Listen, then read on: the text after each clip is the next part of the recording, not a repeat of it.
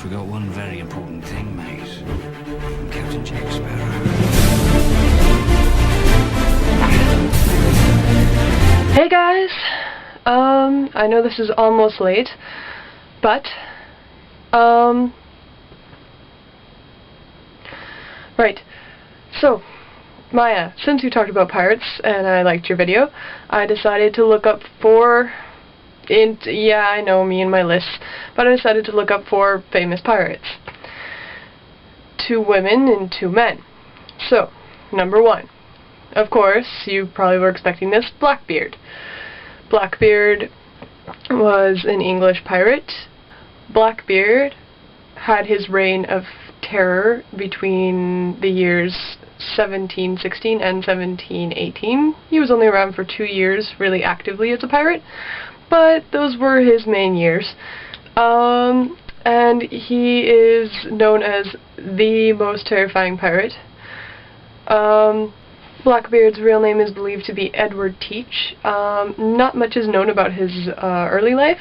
His most famous heist was the blockade of Charleston, where he stopped a ship full of Charleston citizens.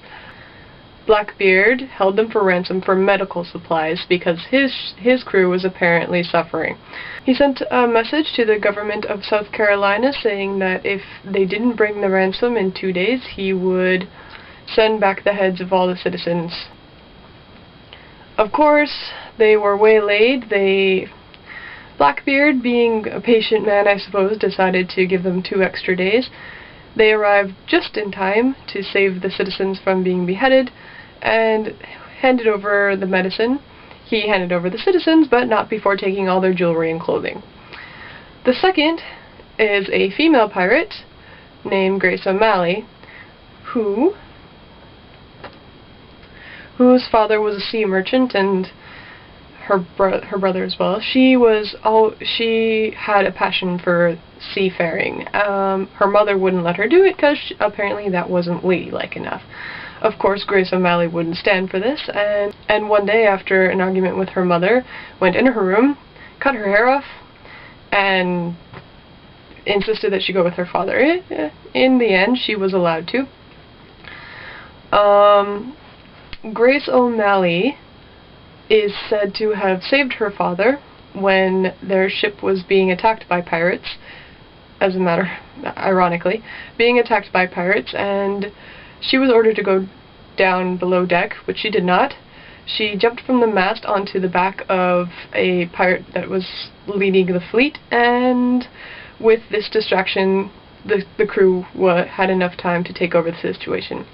From there, Grace O'Malley grew up to be very passionate about the sea. Grace was married to a man named Donald O'Flaherty?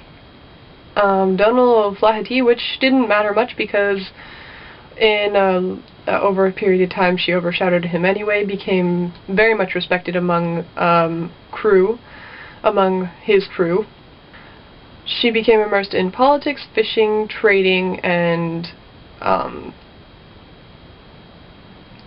tribal disputes as time passed. She would go out of her way to annoy anyone who would refuse to trade with the British Isles. She would stop their ships and demand a fee for passage. If they refused to pay, then she'd let her men pillage the ships and take everything they had anyway.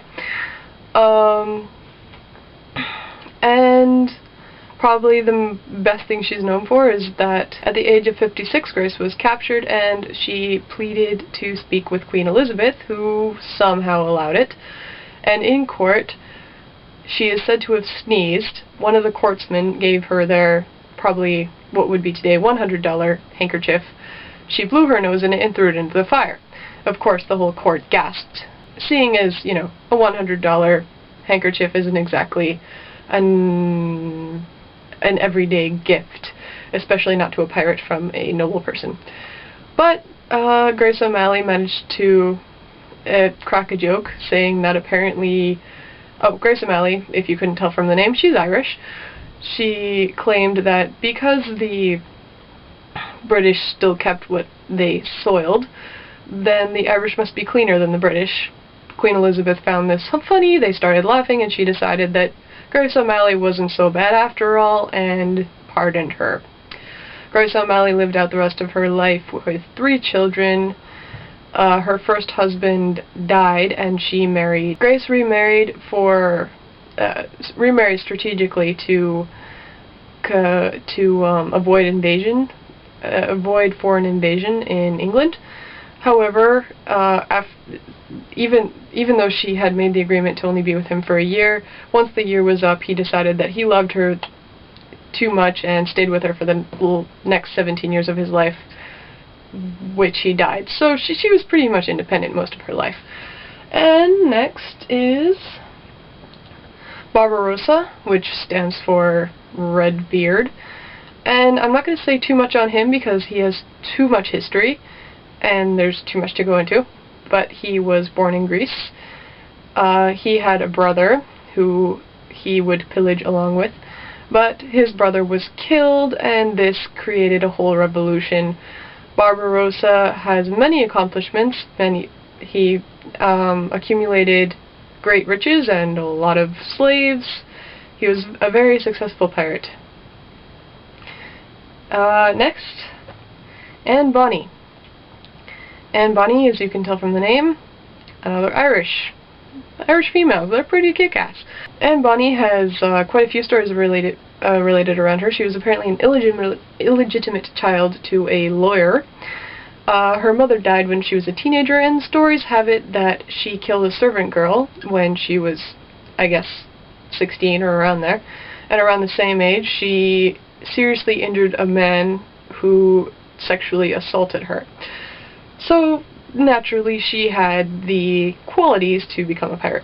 Also, when she was 16, she fell in love with a small-time pirate named James Bonny, who she insisted on marrying. Her father wouldn't have any of it, but she was stubborn. She did it anyway.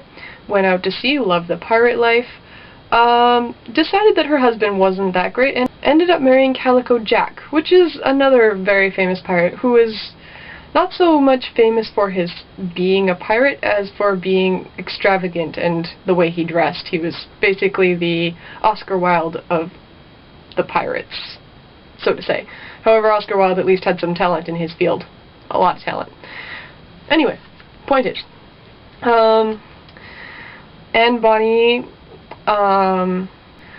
Anne Bonny was left on an island to bear her first child, which didn't go so well, and nobody knows what happened to that kid, but since then, nobody ever saw it since. She returned to the ship and met Mary Read, another fairly well-known female pirate name. It is rumored that these two had a romantic relationship. If not, they definitely had a very close friendship. They related in many ways and got along just fine, managed to win the favor of the fleet, and many pirates respected them. Later on in years, the crew was eventually defeated in Port Royal, taken in for trial, found guilty of piracy. However, Anne Bonny and Mary were spared because they claimed to be with child. Nobody knows what happened to Anne Bonny, but Mary apparently died in jail of fever with her child. So yeah, there you have it. 4 of the biggest pirate names. I guess a 5th one sort of thrown in there. Hope you enjoyed. Bye!